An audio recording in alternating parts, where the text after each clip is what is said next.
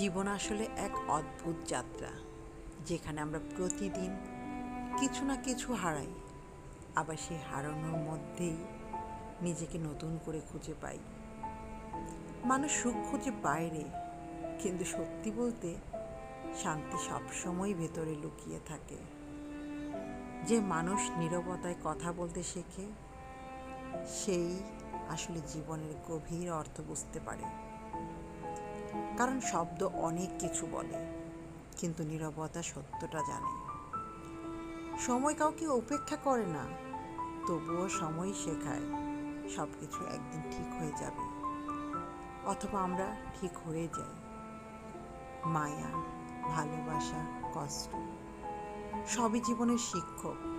তারা আসে, ভাঙে, গড়ে, আর শেষে আমাদের একটু বেশি মানুষ বানিয়ে দেয়।